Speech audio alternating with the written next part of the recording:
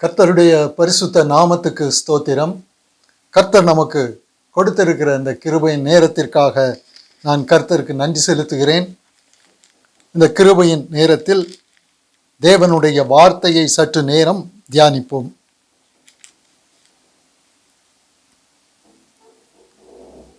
லூக்கா எழுதின சுவிசேஷம் 12வது அதிகாரம் 29வது வசனத்திலிருந்து.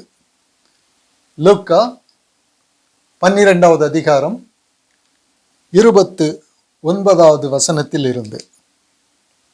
ஆகையால் என்னத்தை உண்போம் என்னத்தை குடிப்போம் என்று நீங்கள் கேளாமலும் சந்தேகப்படாமலும் இருங்கள்.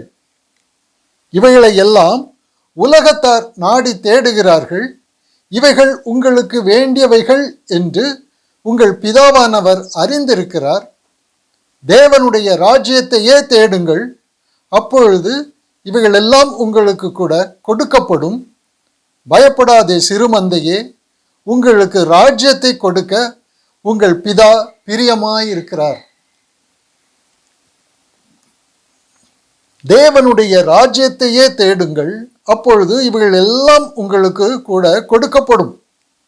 பயப்படாதே சிறுமந்தையே, உங்களுக்கு ராஜ்யத்தை கொடுக்க உங்கள் பிதா பிரியமாயிருக்கிறார்.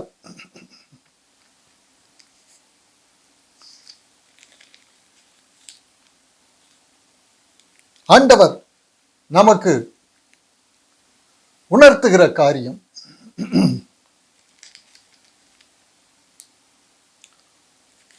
ஜனங்களை பார்த்து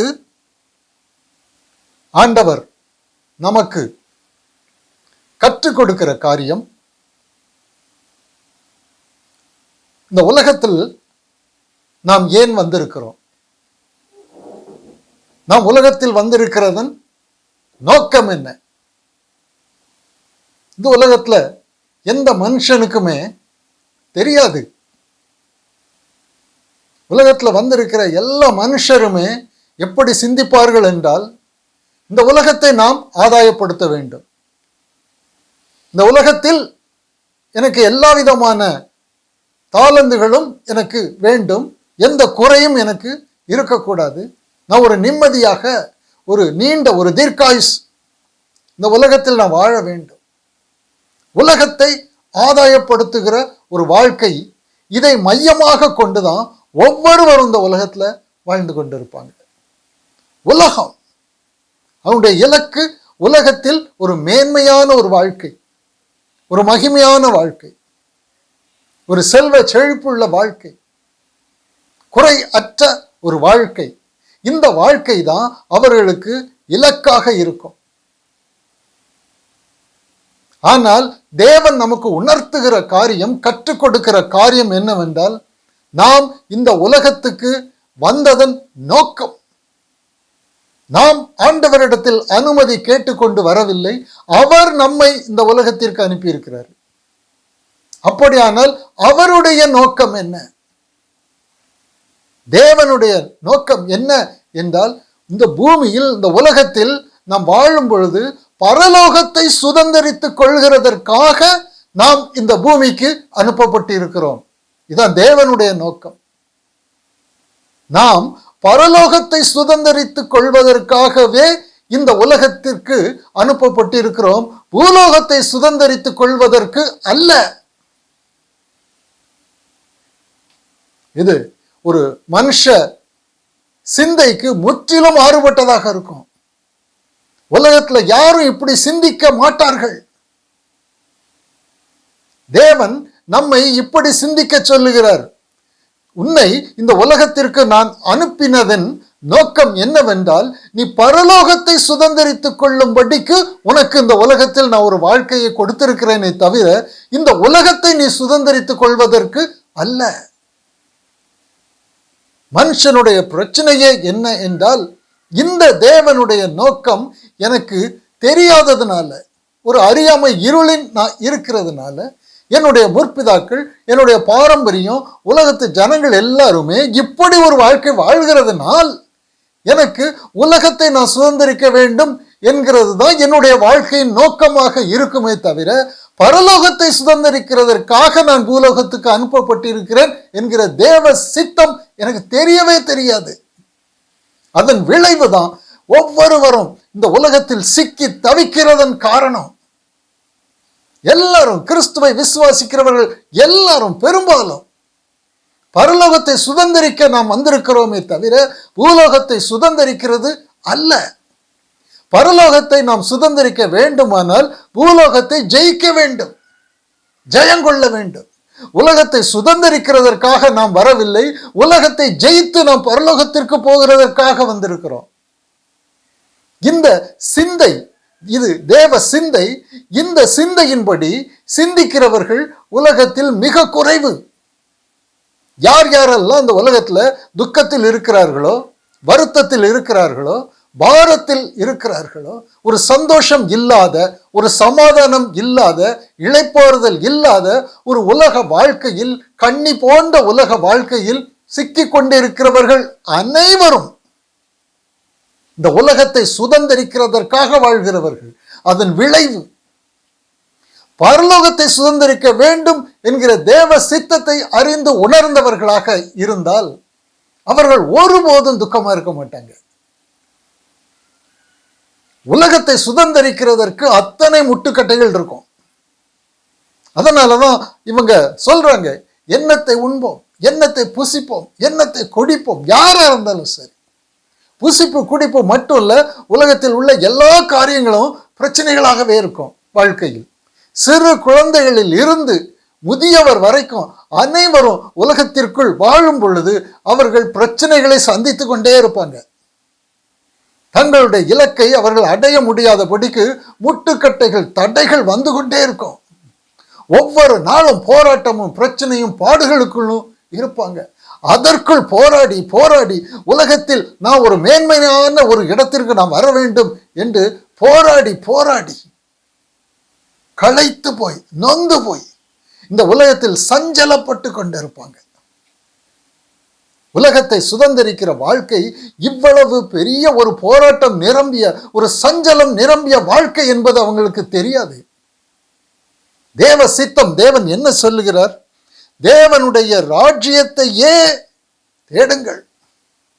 தேவனுடைய ராஜ்யத்தை சுதந்திரிக்கிறதற்கே நீங்க இந்த உலகத்திற்கு அனுப்பப்பட்டு இருக்கிறீர்கள்.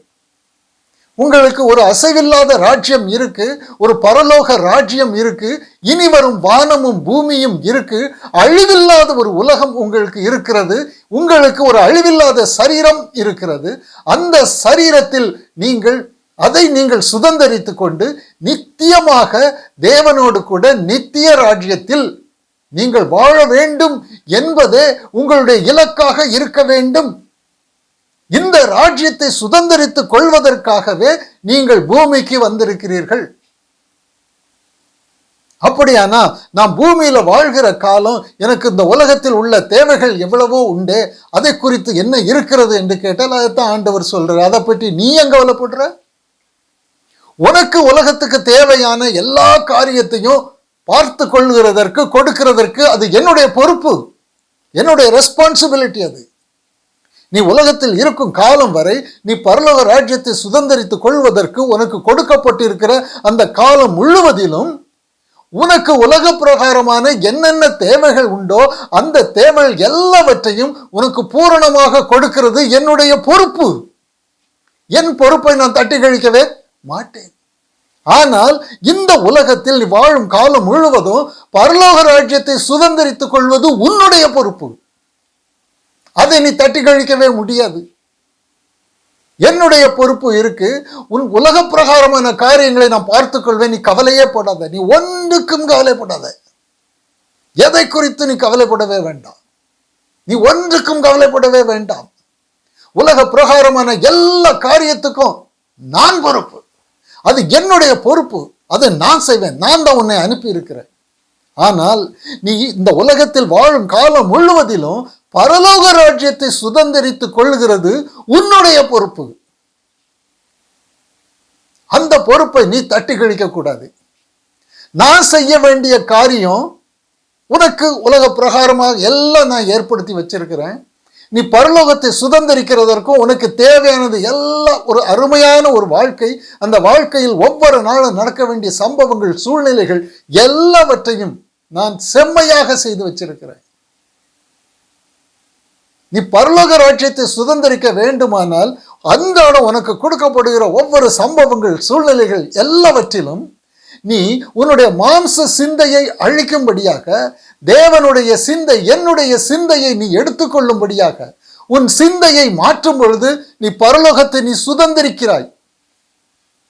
இதான் விசுவாசம். சிந்தையை மாற்றுகிறது தான் விசுவாசம்.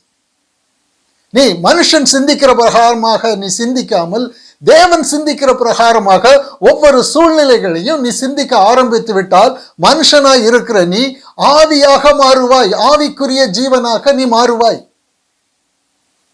ஆவிக்குரிய ஜீவனாக மனுஷனாக இருக்கிறவன் தன்னுடைய மாம்ச பிறவி குணத்தின்படி சிந்திப்பான். தேவனால் பிறந்தவன் தேவனுடைய சித்தத்தின்படி, அவருடைய சிந்தையின்படி தன்னுடைய சிந்தையை மாற்றுவான். இதுதான் விசுவாசம். விசுவாசத்தை கொண்டுதான் பரலோகத்தை நாம சுதந்திரிக்க போறோம். பூமியில் ஒவ்வொரு நாளும் நமக்கு கொடுக்கப்பட்டு இருக்கிற சூழ்நிலை எப்படிப்பட்டதாக இருக்கட்டும், அது மேடு இருக்கும், அது பள்ளம் இருக்கும், நெளிவு இருக்கும், சுழிவு இருக்கும், உயர்வு இருக்கும், தாழ்மை இருக்கும், ஐஸ்வர்யம் இருக்கும், தரித்திரம் இருக்கும், பலவீனங்கள் இருக்கும், போராட்டங்கள் இருக்கும், என்ன வேணுமானால் இருக்கட்டும், அத்தனையும் தேவன் ஏற்படுத்தி வைத்தவர்கள். அவைகள் அத்தனையும் நாம் மேற்கொள்ளணும், ஜெயிக்கணும். தேவனுடைய சிந்தையை கொண்டு, விசுவாசத்தை கொண்டு, இவைகளை மேற்கொண்டு விசுவாசத்தின் மூலமாக, தேவனுடைய வார்த்தையை நம்புகிறதின் மூலமாக நான் மனுஷனாய் இருக்கிற நான் ஒவ்வொரு நாளும் ஒவ்வொரு சூழ்நிலையிலும் மறு ரூபம் அடைந்து நான் தேவனுடைய ராஜ்யத்தை சுதந்திரிக்கணும். இது உன்னுடைய பொறுப்பு. அதற்கு வேண்டிய ஏற்பாடுகளை நான் செய்து வச்சிருக்கிறேன். இப்போ மனுஷர்கள் எல்லாம் செய்கிற காரியம் என்ன என்றால், தேவன் பொறுப்பு எடுத்துக்கொள்கிறாரே, அந்த பொறுப்பை தேவனுக்கு கொடுக்காமல் இவர்கள் தாங்கள் எடுத்துக்கொள்கிறார்கள். நான் எடுத்துக்கொள்வேன். என் உலக வாழ்க்கைக்கு தேவன் கையில் நான் பொறுப்பை கொடுக்க மாட்டேன்.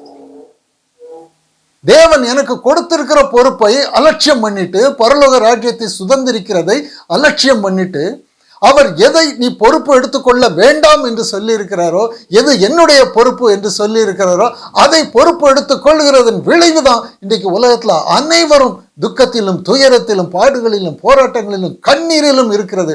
ஒவ்வொரு குடும்பமும் சஞ்சலத்திற்குள் இருக்கிறதன் காரணம், நீ உலகத்துல எந்த ஒரு காரியத்துக்கு நீ பொறுப்பு எடுக்க வேண்டாம். அதற்கு நான் என்னுடைய பொறுப்பு, என் பொறுப்பை நான் எடுத்துக்கொள்வேன். அதை நான் அலட்சியம் பண்ண மாட்டேன். உன் பொறுப்பை நீ எடுத்துக்கொள்ளணும். நீ பரலோகத்தை சுதந்திரிக்கிறவன், அதை நீ அலட்சியம் பண்ணக்கூடாது. உனக்கு நான் கொடுத்திருக்கிற பொறுப்பை நான் எடுக்க மாட்டேன், அதை நீ தான் எடுக்கணும். விசுவாசிக்கிறது உன்னுடைய பொறுப்பு, உலகத்தை ஜெயிக்கிறது உன்னுடைய பொறுப்பு. என் வார்த்தையை கொடுப்பேன், என் வல்லமையை கொடுப்பேன், நீ தான் அதை ஏற்றுக்கொள்ளணும். அந்த பரலோகத்தை சுதந்திரிக்கிற வாழ்க்கையை விட்டுட்டு நீ பூலோகத்தை சுதந்திரிப்பாய் என்றால் அது என்னுடைய பொறுப்பை நீ எடுக்கிறாய். அதன் விளைவு என்ன ஆகும்னா, நான் உனக்கு எடுக்கிற பொறுப்பில் நீ சந்தோஷமும் சமாதானமும் இளைப்பாறுதலுமாக இருப்பாய். ஆனால் நான் எடுக்கிற பொறுப்பை நான் எடுக்க விடாதபடிக்கு நீ அந்த பொறுப்பை எடுத்துக்கொள்ளும் பொழுது உன் வாழ்க்கை முழுவதும் சஞ்சலமாக இருக்கும். இதுதான் புரியல. இன்னைக்கு உலகத்துல உள்ள யாருக்குமே புரியாத காரியம் இதுதான்.